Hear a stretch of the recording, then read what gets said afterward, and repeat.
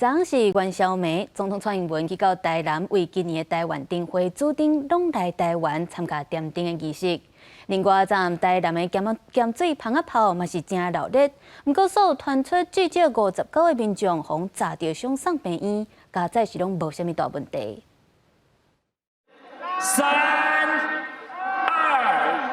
2、1，开灯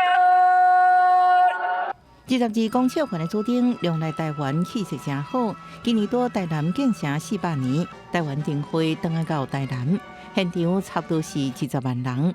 刚在高铁灯区，包含主灯都有3大灯区，面积有28公顷。希望大家今天可以拿起手机拍拍照片、影片，上传到社群媒体，多多帮忙宣传，邀请亲朋好友一起来台南赏花跟看赏灯。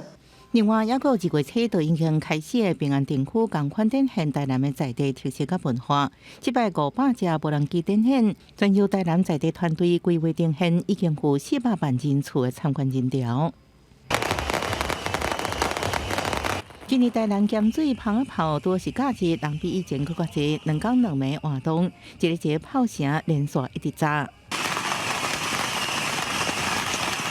每一个路口客运游客，真侪人穿安全装备，徛在上头前，感受蜂仔炮独特魅力。不过今年犹原未少人受伤，至少59人丧生。反正就是在人群里面，这个边风暴就碰，刚好这边爆炸了。我第一次来，好像来朝圣一样。台湾头城正统乐里门圣母庙昨暗时有超过50万人斗阵闹元宵，传统风俗变春牛，予活动进入上高潮。大家小姐抢春牛脆片，绝冤家受拍，警方马上向前压制，带回管束。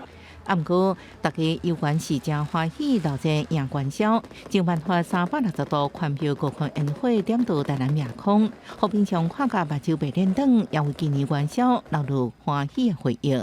记者综合报道。